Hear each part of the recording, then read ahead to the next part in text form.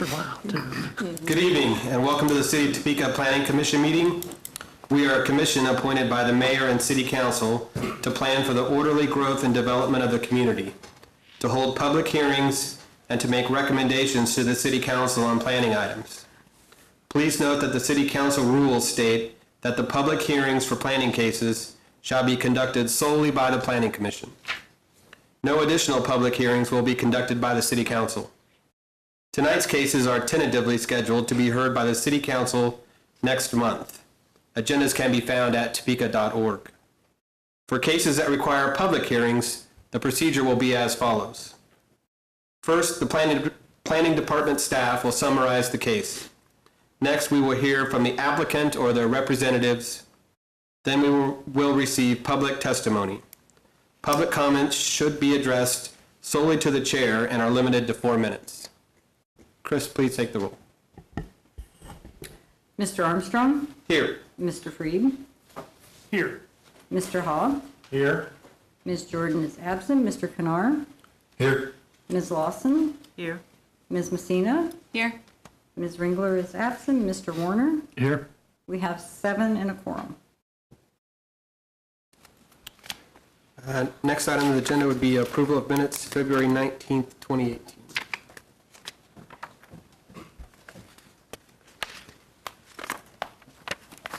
I'll make a motion to approve.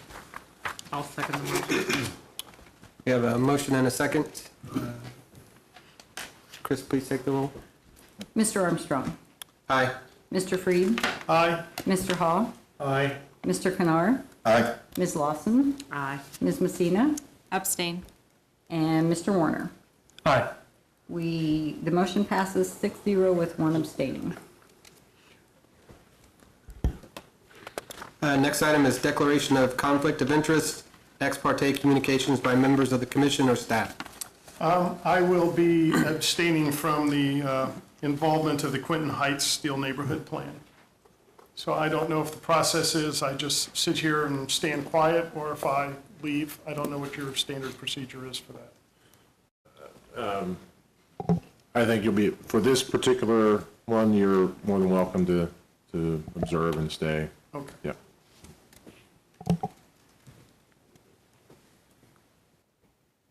Any others? All right, we'll proceed on to item D, public hearings. First public hearing, Z1801 by McGee, Jeremy, and Angel, requesting to amend the zoning district for the subject property located at 2029 Southwest Topeka Boulevard from C2 Commercial District to C3 Commercial District to provide for retail auto sales.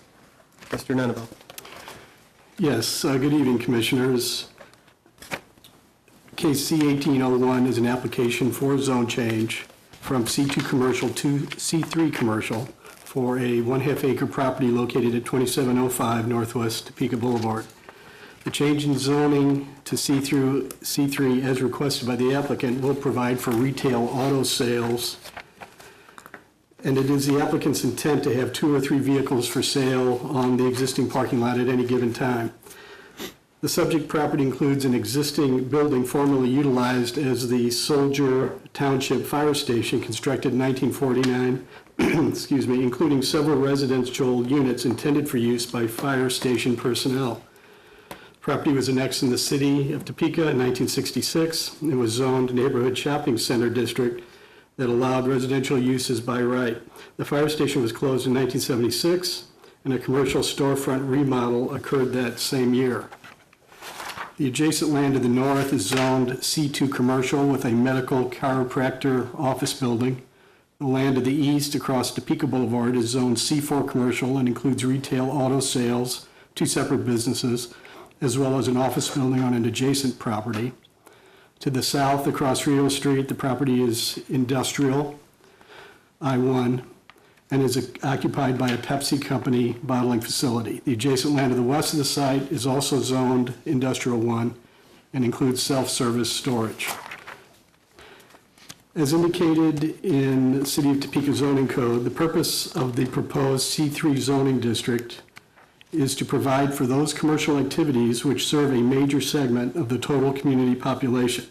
The extent and range of activities permitted are in the moderate to medium intensity range, with a prohibition on outside sales and storage of supplies, materials, products, and equipment, except for displaying of gardening and yard supplies, as well as permitted vehicles for sale. Besides retail auto sales, other uses permitted in C3 that are not permitted in C2 include medium-intensity recreation, RV short-term campground, off-premise advertising signs, home improvement and building supply, and surface parking lot as a standalone principal use. Dimensional standards applicable to the proposed C3 zoning are similar to the standards in the existing C2 zoning. Differences, however, include maximum building height coverage being 50% in C2 and 60% in C3, while maximum building height in the C2 district is 50 feet and maximum building height in C3 is 70 feet. In regard to off-street parking, inasmuch as the existing building has a recent history of commercial use and there is no intent to expand the existing building, a formal off-street parking analysis is not required. The site currently contains approximately 14 parking spaces in front of the building utilized for the commercial space, and this space totals 1,400 square feet, currently used for a do-it-yourself arts and crafts business, also operated by the applicant. Such a space does require 7 off-street parking spaces pursuant to the city's commercial standard of 1 per 200 square feet, thus providing excess parking in accommodating retail auto sales. With the applicant's intent of having 2 or 3 autos for sale at any given time, the city's off-street parking requirements will be met or exceeded. The existing C2 zoning provides for freestanding signs that shall not exceed 200 square feet per sign face, while the proposed C3 zoning would provide for signs that shall not exceed 300 square feet per sign face. In regard to future land use on the site, the Topeka Land Use and Growth Management Plan 2040 includes a subject site and surrounding properties on the future land use map as community commercial, and these areas contain large-scale commercial uses that serve to provide multiple neighborhoods in the city with goods and services. In regard to transportation and traffic impacts, Northwest Topeka Boulevard adjacent to the subject property is categorized as a principal arterial, and Northwest Rio Street is a local street. The proposed incremental increases in commercial intensity does not require a formal traffic impact assessment, and none was completed. The applicant did conduct a neighborhood information meeting on January 31st.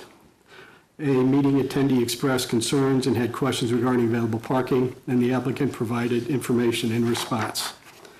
As with all proposed zone changes, staff completed analysis considering standard factors such as character of the neighborhood, length of time properties remain vacant, conformance to comprehensive plan, suitability of the subject property for the uses that has been restricted, extent to which removal of the restrictions will detrimentally affect nearby properties, and availability of public services. Based on findings and analysis included in the staff report, staff does recommend approval of the zoning reclassification from C2 commercial to C3 commercial district as proposed. This concludes staff's presentation, and we're certainly available to answer questions.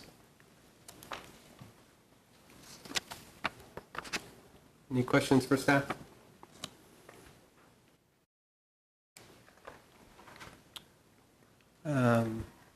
Thanks, Mr. Nunabel. With that, do we have someone from the applicant or a representative of the applicant to speak tonight?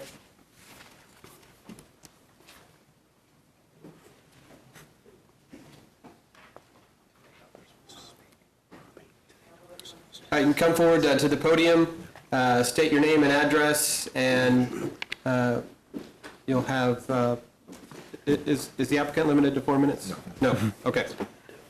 Just name and address, and then you can, The property address or like your home address. my home address? Okay. My name's Angel McGee and we live at 3906 North Kansas Avenue, Topeka, Kansas 66617. We're wanting to rezone the property, like he had stated, from C2 to C3 so we can have, we sell used cars no more than 2 or 3 at a time usually. So it's just something we kind of do on the side. But since we have that property now, we thought it'd be nice to have it under one location.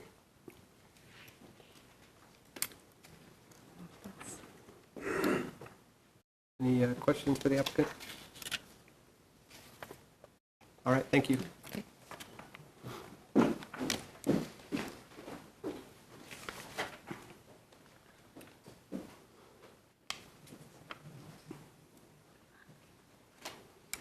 With that, we will open the public hearing to testimony. Again, would ask that you limit your comments to 4 minutes. And if anyone would like to speak about the project, you're welcome to come up to the podium.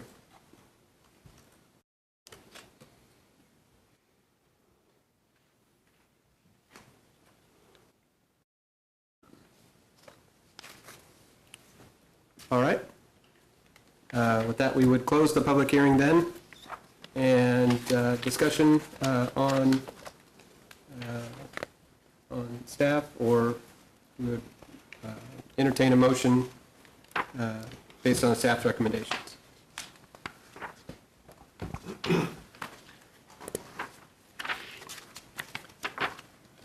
Well, since no one is jumping forward with commentary or any objections, I would move for approval of the application Z1801. I'll second. Motion and a second. Any other discussion?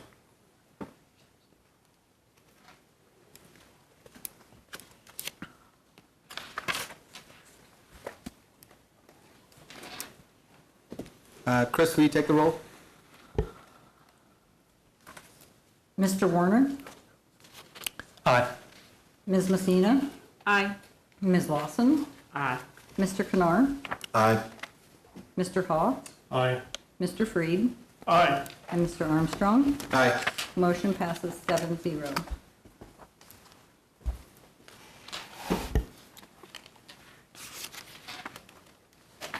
Next item on the agenda, public hearing, CPA 1701 by the City of Topeka, amending the text and map of the City of Topeka's comprehensive plan, updating the Quinton Heights Steel Neighborhood Plan. The area affected by the amendment is bounded by Southwest 21st Street to the north, Southwest Washburn Avenue to the west, Southwest 27th Street to the south, and Southwest Western Avenue to the east. The neighborhood comprises approximately 163 acres. Mr. Esparza? Mr. Chairman, I'm going to lead this one off. Mr. Warner? So just a reminder that this is a public hearing item. This evening, we had a introduction to this item in January, you might remember. So this is a comprehensive plan amendment, which means this needs an action tonight that would make a recommendation to the governing body, and the governing body has the ultimate up or down vote on this particular item. If approved, this becomes part of our comprehensive plan, as all neighborhood plans do, and it becomes the overarching policy document for the city for that neighborhood. There are a number of different items within that neighborhood plan as far as land use and neighborhood-wide strategies and implementation. So it is a comprehensive neighborhood plan. And with that, Mr. Esparza. Good evening, Commissioners. So during this presentation, I'd mainly like to focus on what has changed since our last meeting. I think I really covered the background on the neighborhood, kind of beat that to death over 40 minutes. Sorry about that, by the way. So this time around, I'm just going to focus on the SORT projects. And just as a quick reminder, the neighborhood is primarily R1 with a few multi-family units, commercial in the northwest corner, and the Sugar Glen Park to the west of Buchanan. So the day after our last commission meeting in January, we actually held our final public meeting for Quinton Heights. Due to feedback from the neighborhood, we actually had a few additional meetings in order to sort out some issues regarding infrastructure priorities. As a reminder, these are the target areas. These were selected based on a culmination of current conditions, neighborhood input, and the floodplain boundaries. So these are the target areas that we believe projects will be the most impactful in. So we have one in the south, so we have 5 blocks in the south of Quinton Heights, and directly to the north of that, we have 2.5 blocks. As far as SORT housing, SORT funding will be focused on homeowner and renter rehab led by the Department of Neighborhood Relations. Efforts will begin in the primary target area and move to the secondary according to the availability of funding.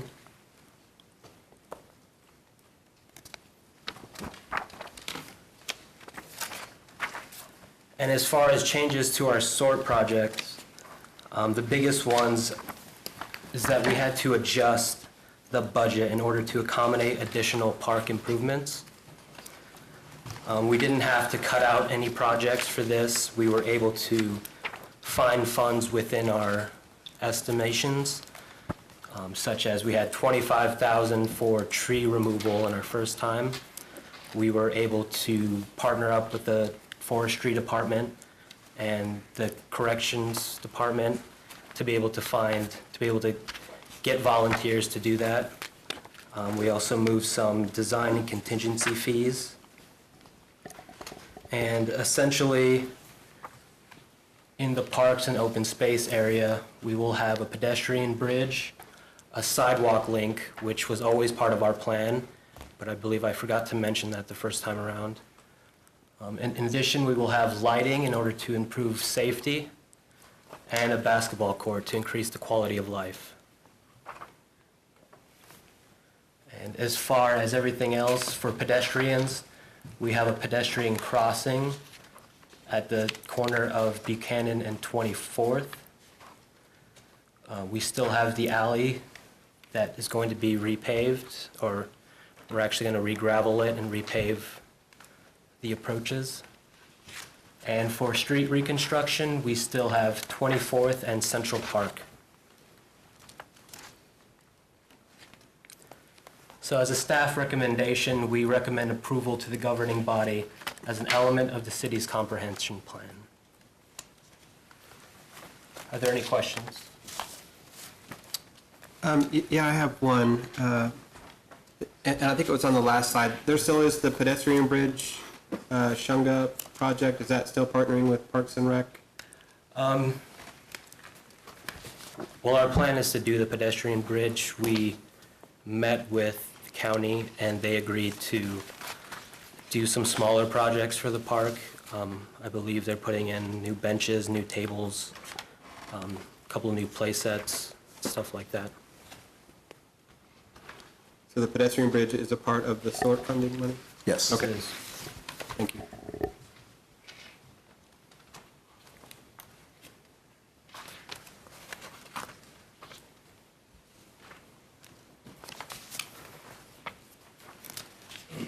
Any other questions for staff?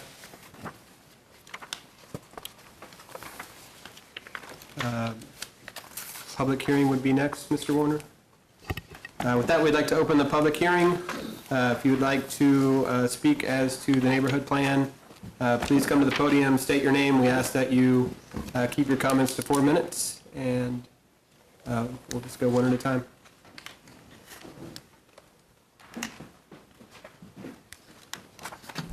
How are you doing? Ready to state my name and all that stuff? Name and address, please. Okay, James Prout, 2529 Southwest Fillmore.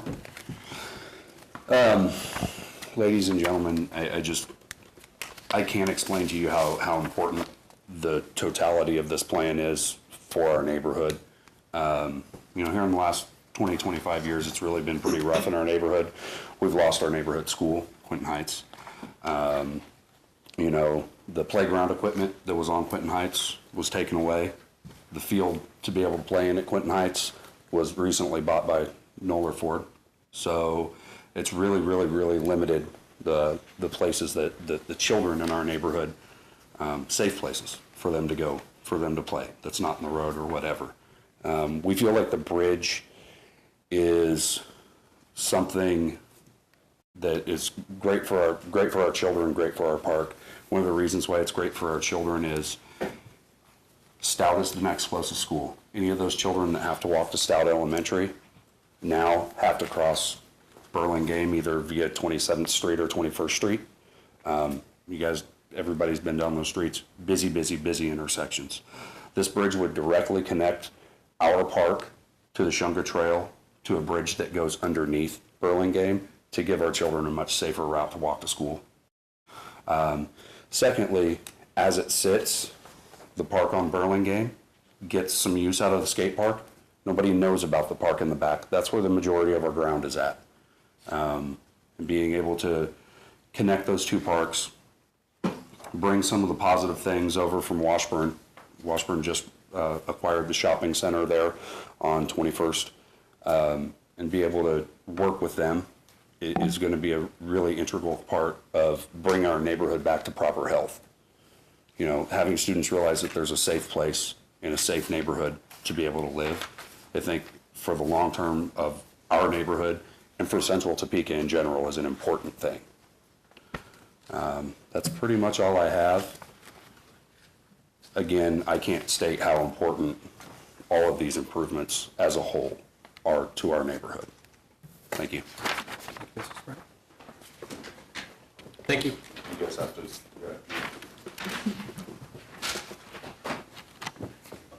Anyone else like to speak?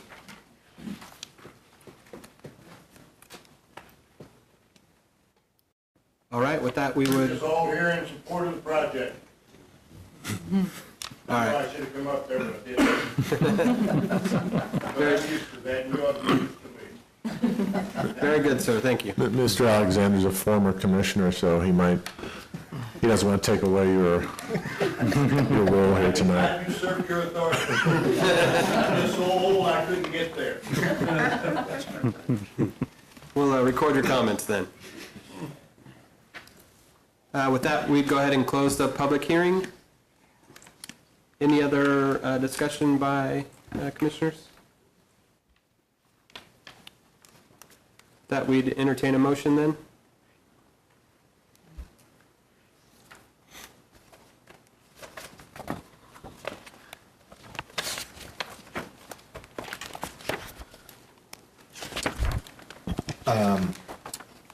I would like to move for approval, amending the text and map of the City of Topeka's comprehensive plan updating the Quinton Heights Steel Neighborhood Plan. I'll second it. Motion and a second. Any additional comments? I, for one, again, just want to thank staff. Very comprehensive effort again on this neighborhood plan, and I know you guys make every effort to interact with the landowners as much as possible, and I think this really reflects that process again, so thanks. With that, Chris, we take a roll.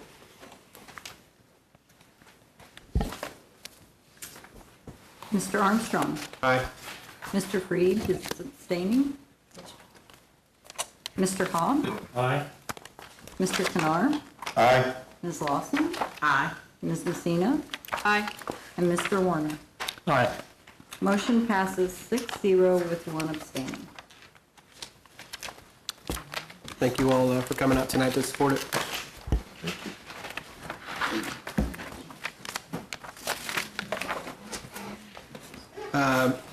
Item E on the agenda, presentation and discussion, building design standards and sign code update. I'll kick that off, Mr. Chair. Who goes first? I do. You do. Okay. So, as promised, we completed our visual appeal survey last month. Had a resounding 1,062 respondents, 866 total comments, and we gave those all to you. So I'm sure you've read every one of those comments. I've never read 866, but I will tell you that is a lot. But we do have a couple of people that did read all those comments, and we want to go over sort of the findings of the survey, some takeaways. I think we put a summary in here for both signs and building design. And then kind of lay the groundwork for the next steps after this, and just general discussion, what your thoughts were on it, and so we'll go from there. So with that, Dave? Thank you.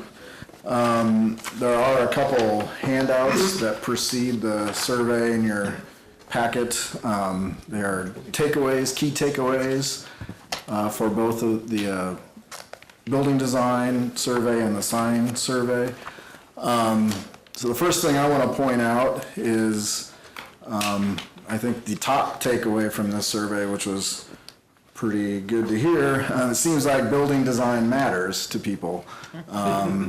So this particular, so this is at the end of the slides, the first part of the slides. There were two questions that we asked. You know, how important is building design to the visual appeal of the community? And in this, so if you tally that up, 96% of the survey respondents rated building design either very important or somewhat important. Pretty much everybody. And then this particular question, again, these questions came after you did the survey. The two factors rated most important for the visual appeal of buildings were, and this was architectural details and landscaping. That was pretty interesting. So architectural details is obviously a big part of building design. The landscaping, that, if you read the comments, that came up quite a bit in the comments as well, that improved landscaping was pretty important to the appeal of the site and could impact the appeal of the building. So pretty interesting,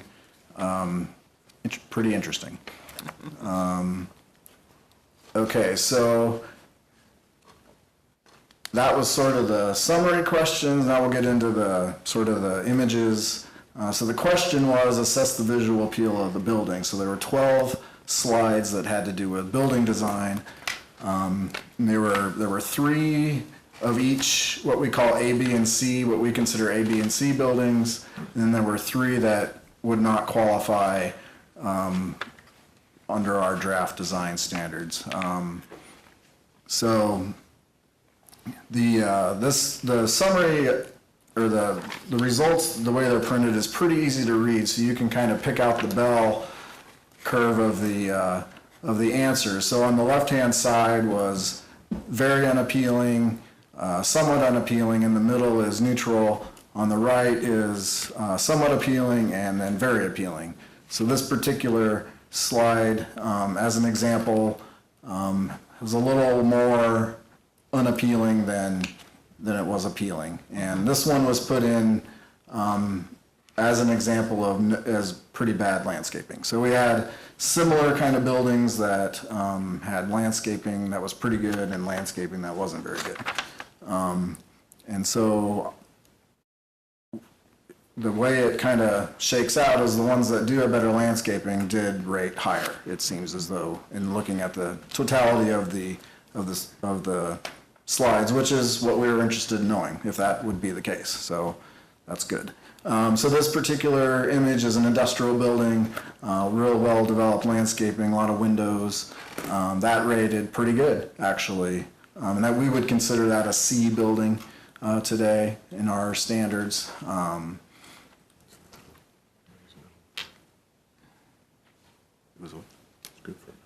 Yeah, right. That's a good point. So, jump ahead to the comments. There were probably 10% of those roughly 480 comments mentioned metal buildings as being unappealing. And we didn't list metal buildings as, you know, one of those things that were good or bad. That just kind of came out. So on this particular metal building, it actually is pretty good and rated pretty well too. This is an example of, I think, what we call a B building. Again, that is on the appealing side. This is one that has, you know, good architectural details, you know, a lot of windows, brick. Brick was a material that came out in the comments as being appealing. This is an example of a metal building that didn't rate quite as well, so that's a little more on the unappealing, somewhat unappealing and neutral than it is good. This one actually has a pretty decent context with the trees and the green grass, so this is another, I think what we call a B building, rated really good. No, this wasn't one of our landscaping slides though. So this is, this is Dollar General, happens to be in Lawrence actually, and this didn't rate very well. Interesting part of this one, not that anybody really cares, but I reviewed that. I reviewed that elevation when I worked in Lawrence and thought it was pretty good, but apparently the people don't think so. So it was, well, yeah. Yeah, it was certainly better than it came in. Bad angle. Yeah. This building rated really well, a lot of architectural details, a lot of brick, you know, pretty, a lot of windows, pretty, really, this is probably one of the highest rated buildings. And right, so this is an industrial building out on South Burlingame. This particular metal building did not rate very well, did not have good landscaping, probably the worst ratings that we had. That's in Lincoln, Nebraska, actually. So a lot of brick on this one. This would be what we call an A building. That's actually a tire shop. It's got, you know, a lot of masonry, a lot of, you know, some decent architectural details. This is one of our landscaping pictures, so compare this one to the first one. That's got much better landscaping. I'm sorry to interrupt, and I'm sorry if I should know this, and I don't, but what's the difference between an A, a B, and a C building?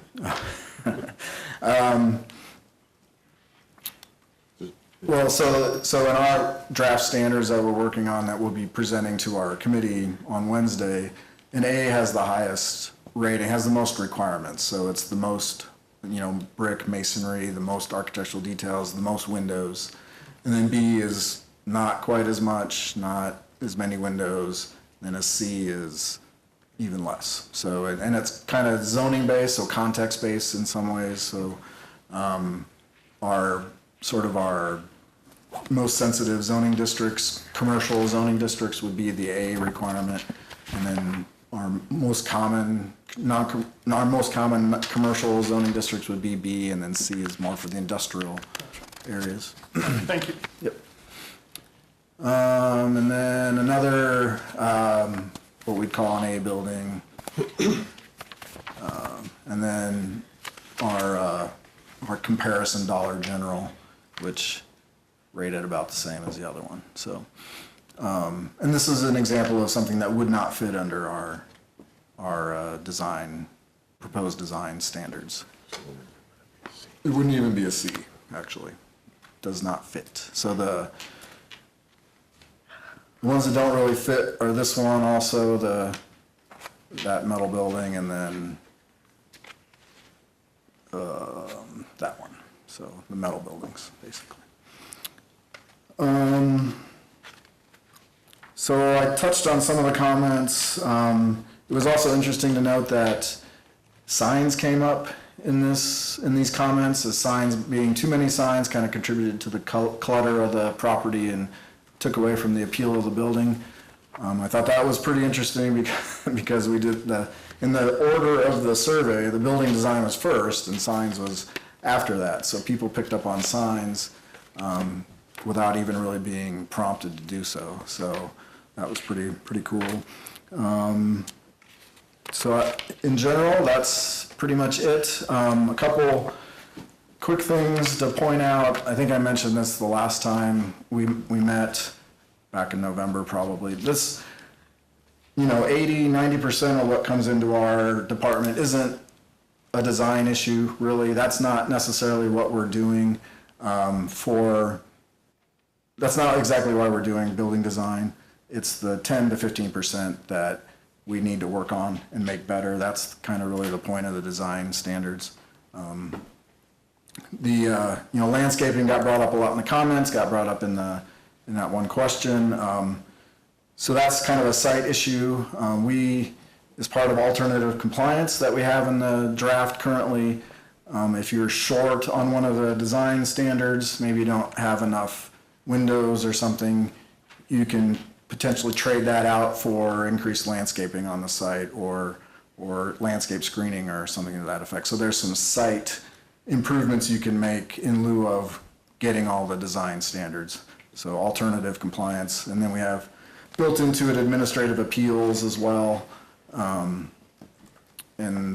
Again, we'll be meeting with the technical committee on Wednesday to go over the draft, and hopefully we'll have a final committee draft by May that we can take to talk to some more stakeholders. So, any questions about the building design survey?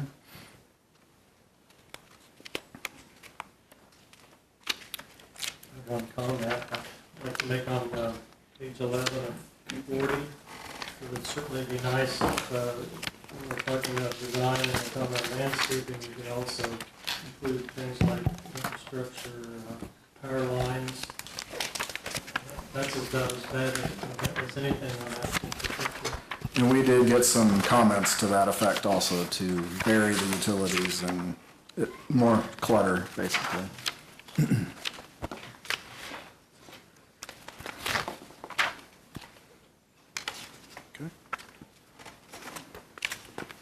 So if there are no questions about what Dan just presented on the building design, I'll go ahead and present the sign portion of the visual appeal survey results. Just a couple words about process. Building design standards are probably a little further along in the process, something that Dan has been working on for a while. Yeah, if I may, that's a good point. Before we move on to signs, just so you all, when Mr. Warner was talking about A, B, and C buildings, you're wondering where that, we've actually been sort of testing that the last 2 years, really. As projects come in, we look at them and we say, okay, if we had these standards in place, would we be knocking any of these out? Any of these have to rise above where they are right now? And just get a feel for what's coming into us. And so when he said a lot of them, upwards of 80+% are coming in, meeting either the A, B, and C. That's where we came about that because we're testing that through the last couple of years. In fact, some of our PUDs that you've seen, we've actually applied some of those standards to put some sort of threshold for buildings to meet. So we're not just coming up with some arbitrary wording. So we aren't that far. We didn't do that necessarily with signs. So when Mr. Hall is talking about being further ahead, that's why we feel we're a little further ahead in testing the building design versus the signs at this point. But I just wanted to kind of clarify what we had been doing. We haven't been really doing the same with signs. So I'll leave it at that if there's any questions. But thank you for reminding me. Yeah, so in terms of steps in drafting a rewritten sign code, this is not really about making small amendments to the sign code. It's really about rewriting the entire sign code. So it's a pretty big task. We've looked at a number of different versions of different sign codes from different communities, and we've considered what the purposes of a good sign code are, what the objectives are. The other thing that's a real strong consideration, what's really a big part of what's driving this, is the Reed versus Gilbert decision, Supreme Court decision, that was really truly a landmark decision, changed the way signs are looked at.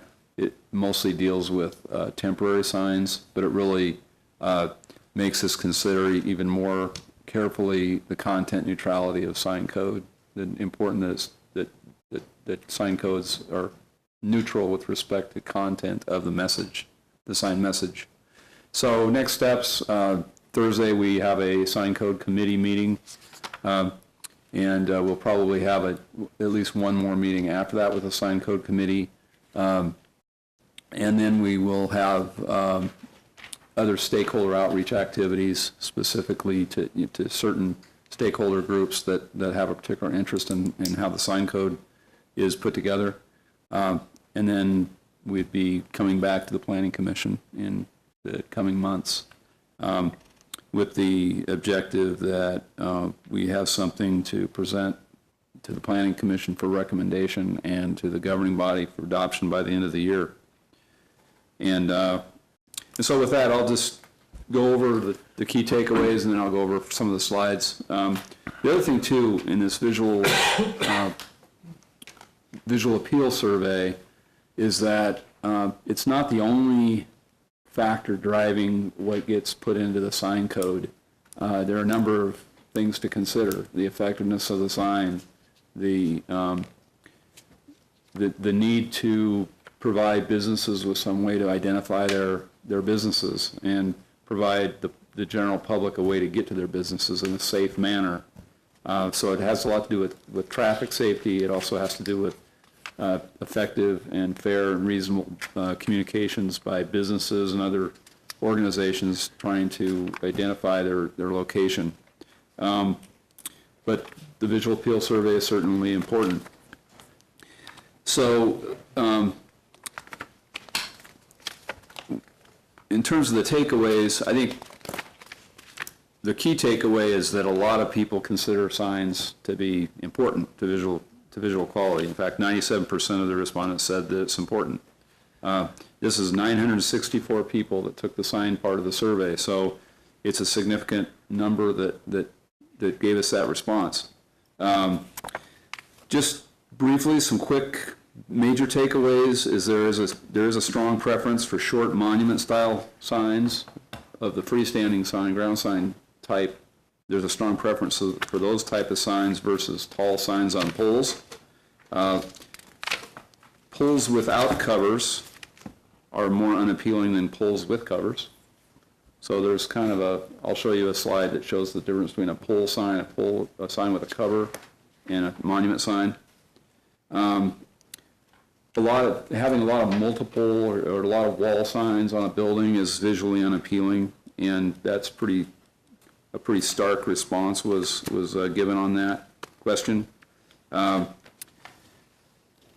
too many signs on a site, pole sign or freestanding signs, ground signs in particular, is less appealing than having fewer signs. Size of sign is less of a concern than quantity of signs. That seems to come out in the survey, which is pretty interesting. In the written comments, there are some written comments that were frequently made. Probably the most frequent one was that there are too many signs. There's sign clutter. One of the important things to come out of the survey, an unsolicited, unprompted question that was responded to, was landscaping is very important. So that was interesting. So again, I'll go to the particular survey images. So what's important about this is the type of sign this is a monument sign, has nice materials. It's on a nice base. Notice that it's surrounded by attractive landscaping. And then when you look at the bar graph, the response was overwhelmingly, this is an appealing sign visually. That one was about the second highest rated, but it's a pretty tough crowd if that gets 200 neutral and below votes, given the rest of the survey. Maybe it's just because it was first, but that has all of the good components you were talking of. And I think when you do a survey, there are always those people out there that kind of understand your intentions and that are contrarian, just to be contrarian. So that might be what that's about. So this one, certainly people did not find this an appealing sign, but it wasn't extremely, it's not a real steep graph, not a real steep curve.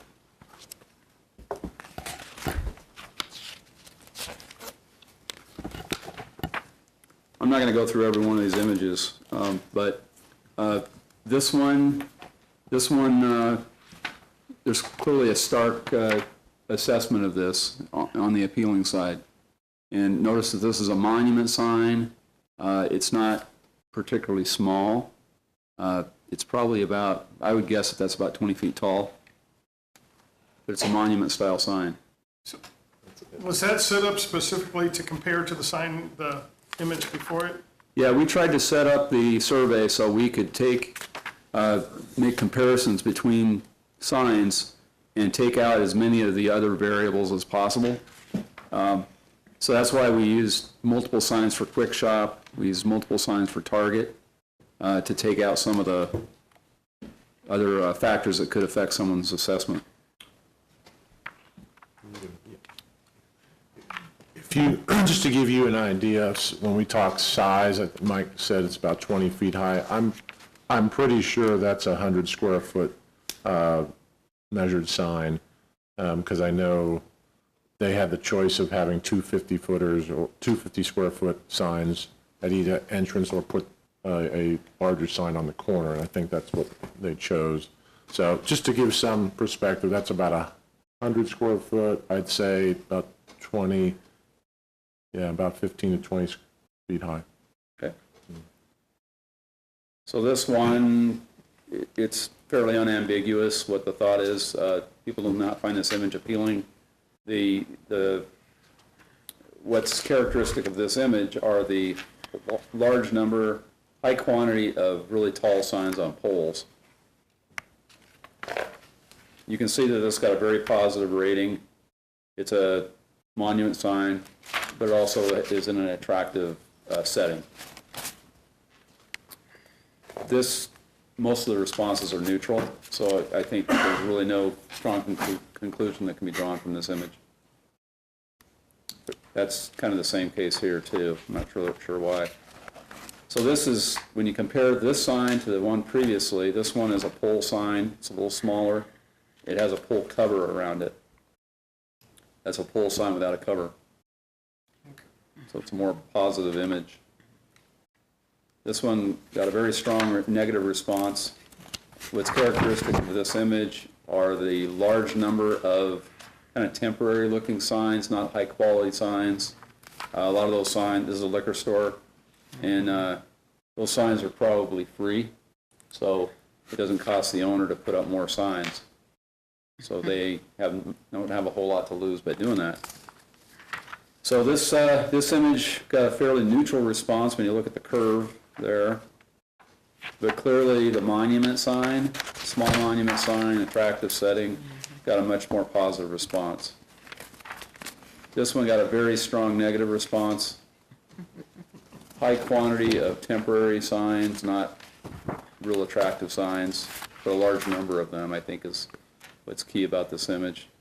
Now, this is a temporary sign, not that much different than the other temporary signs. Certainly it's a bigger sign than one of those individual signs.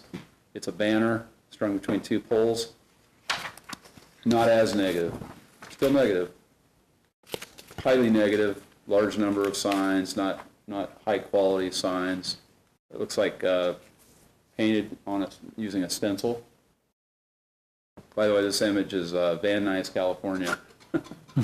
So we looked all over the country for different types of signs.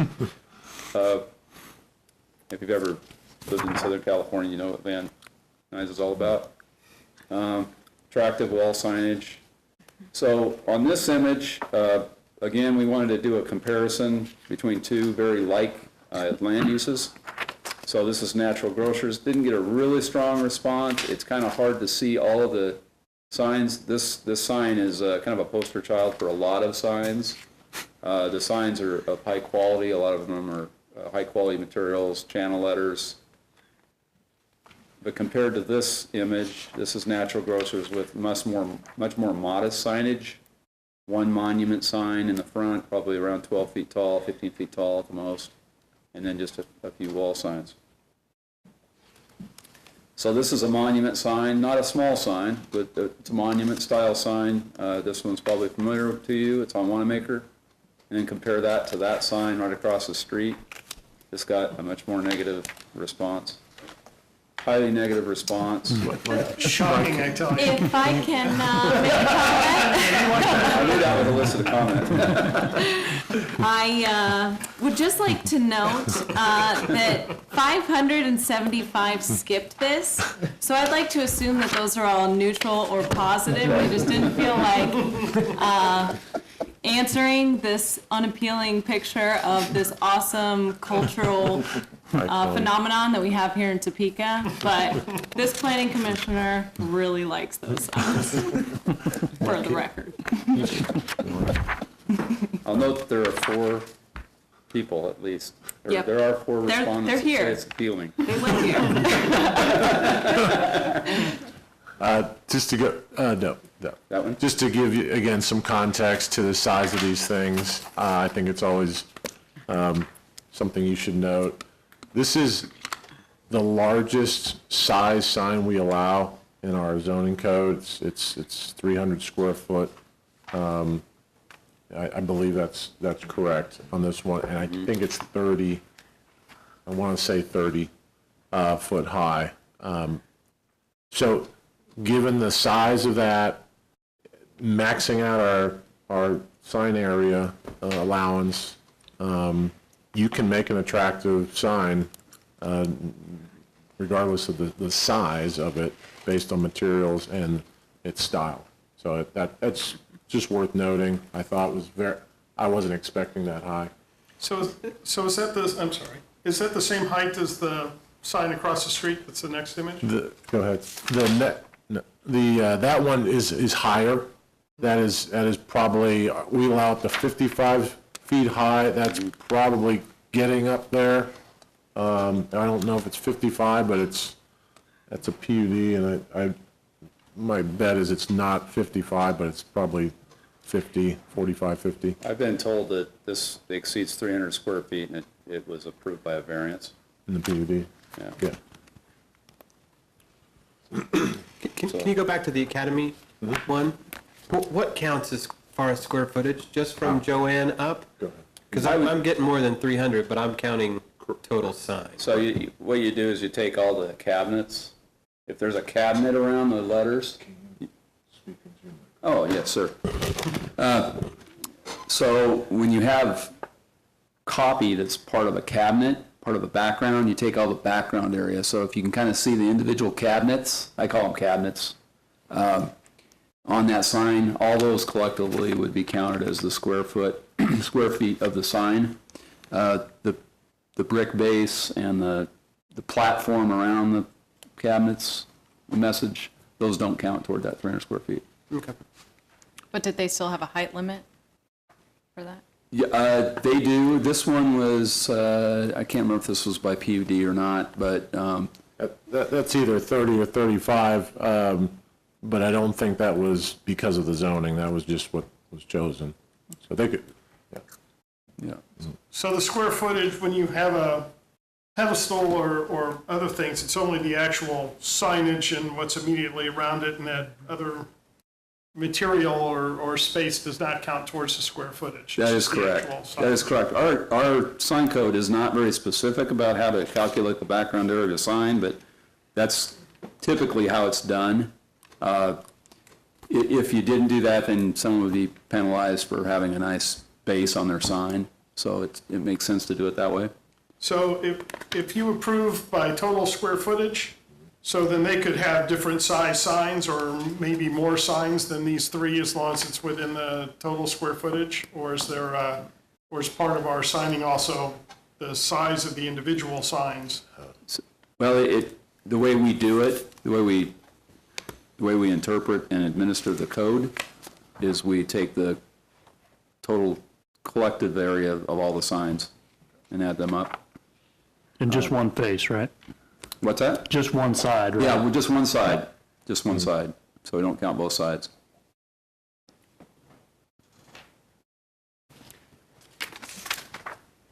So in terms of the factors that contribute to the visual appeal of the sign, I don't think that that's very conclusive. You can see it's kind of it's fairly flat curve. It's not clear. what were the two? the two highest, quantity and materials. So notice that size did not jump out as being the most important. Just a comment about size. I think a lot of, this is kind of my professional opinion, a lot of that has to do with context. So a large sign won't appear that large or out of scale in a large environment. So with big buildings, big sites, wide streets, but you put a large sign in say a traditional neighborhood, narrower street, smaller buildings, smaller street frontage, it'll look more conspicuous and out of place. So just, this is some material that I presented to our sign code committee the first time we met.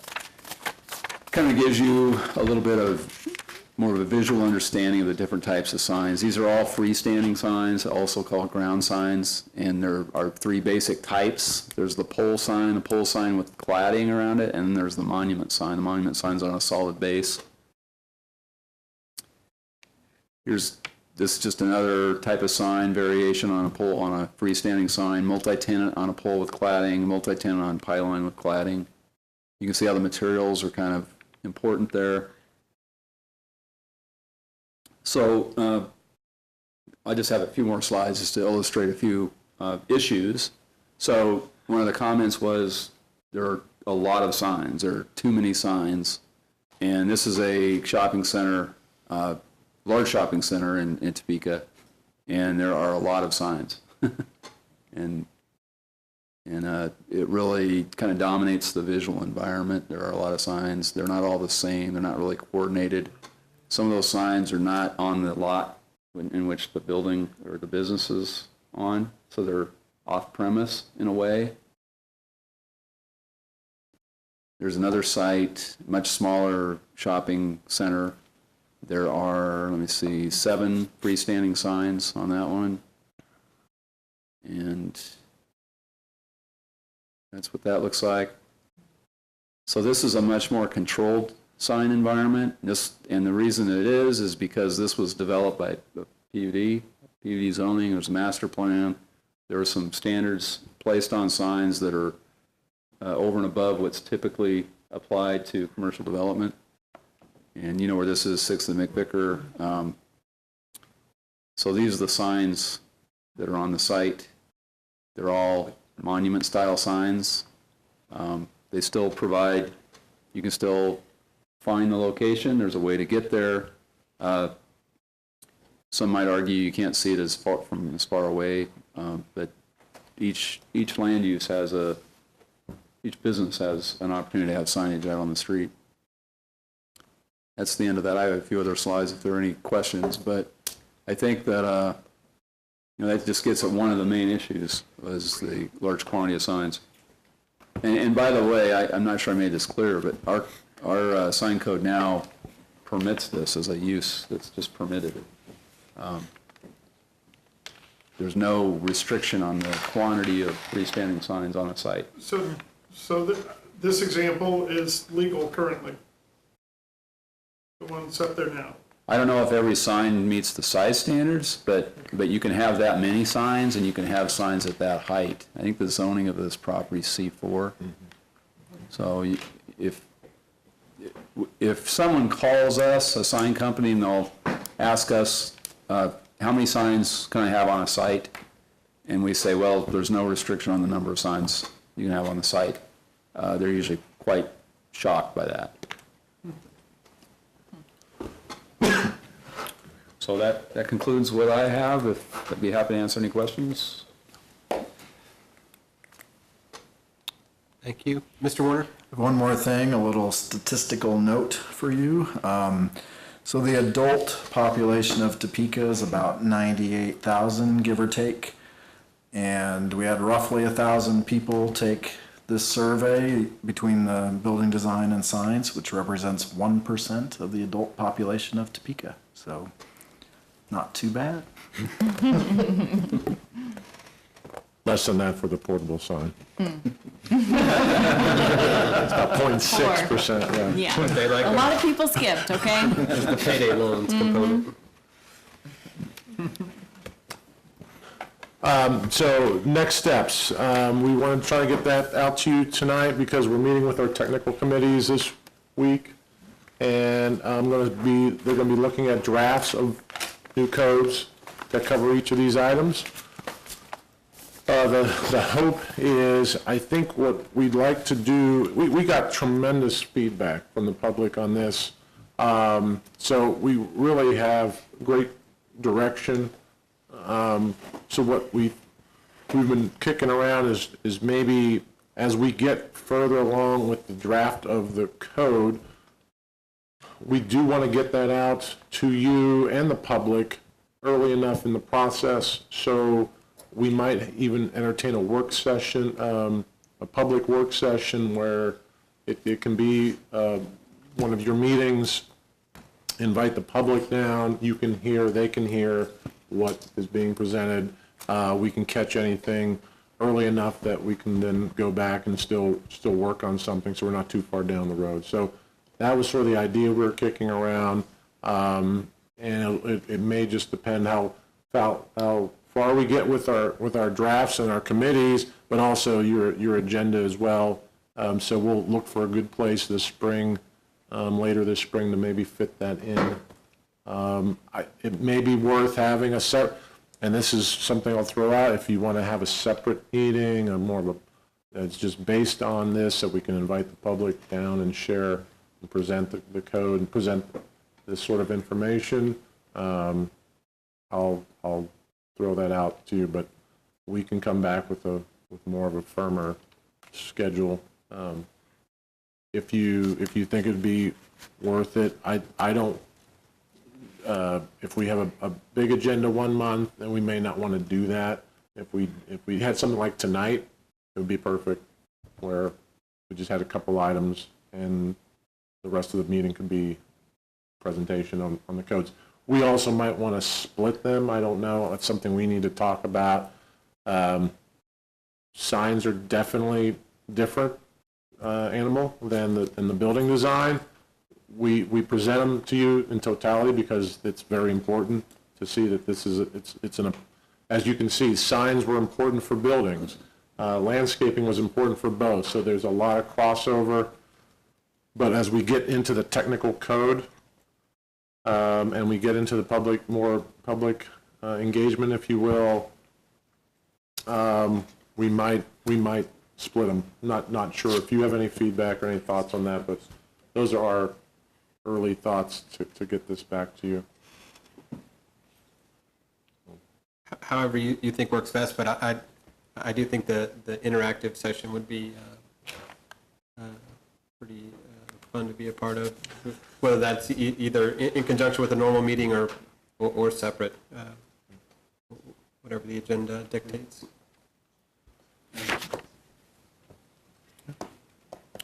That's all I have. Communications to the commission this evening, sir? Just one follow-up on you probably know this, but just to close the loop, Aquablast came back to the council third time. It was approved to be amended again. Their hours were shifted to midnight as the closing time, as opposed to 10 p.m., which was the originally approved time by the city council. So I know that didn't, if you had any questions about that, I just wanted to let you know where that's at. We have not had any follow-up or heard of follow-up from them coming back, but that's what was approved. I think that's all. Welcome back, Commissioner Messina, and congratulations. Thank you. Officially, yeah. All right, that we would entertain a motion to adjourn. So moved. Second. All in favor? Aye. Let me do it one more time. Yeah.